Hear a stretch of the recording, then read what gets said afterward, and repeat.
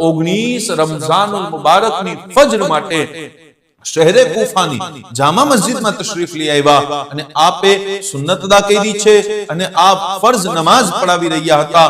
મિંબરના નીચે છુપેલો બદબખ્ત અને બેકાર માણસ જેનું નામ અબ્દુર રહેમાન ઇબ્ન મુલજિમ છે.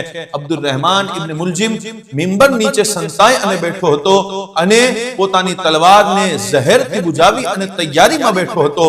જ્યારે મૌલાએ કાયનાત અલીયુલ મુર્તઝા શેર ખુદા કરમલ્લાહુ તઆલા વજહુલ કરીમ હાલતે નમાઝમાં છે, સજદામાં પહોંચ્યા છે અને અબ્દુર રહેમાન ઇબ્ન મુલજિમ નામના ખારજીએ મૌલા અલી શેર ખુદા ઉપર જખમથી વાર કર્યો છે અને આપને ઈજા થઈ છે. આપના શરીરની અંદર ઈ જખમ દાખલ થવા લાગ્યો.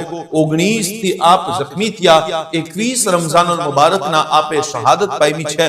પણ ઈ બે દિવસમાં મૌલા અલી શેર ખુદાએ પોતાના કાતિલ સાથે જે વ્યવહાર કર્યો, અલ્લાહુ અકબર, ઈ ઇતિહાસની અંદર સુનેરા અક્ષરથી લખવા લાયક છે કે મૌલાએ કાયનાત અલીયુલ મુર્તઝા આપના બંને શહેજાદાઓ, શહેજાદા સૈયદના ઇમામ હસન મુજતબા, શહેજાદા સૈયદના ઇમામ હુસૈન પાક ને કહે છે કે મારા કાતિલ સાથે બદસલુકી ના કરશો, જે તમે ખાવ ઈ એને ખવડાવજો.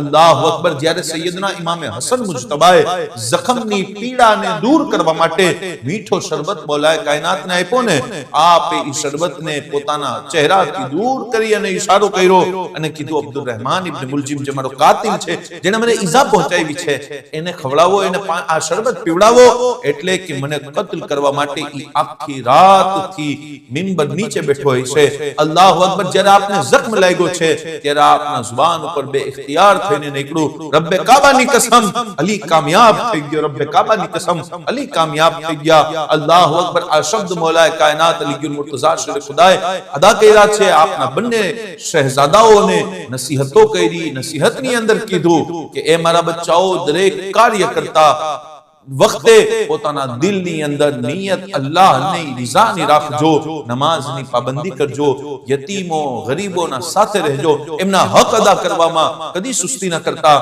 અને આપની વસિયતની અંદર શામિલ હતું કે અગર મને આ જખમથી શિફા મળી જાય તો મારા કાતિલનો ફેસલો હું પોતે કરીશ, અને જો હું શહીદ થઈ જાઉં છું તો તમે પણ એક જ જખમ એને પહોંચાવજો જે જખમ એને મને પહોંચાવ્યો છે.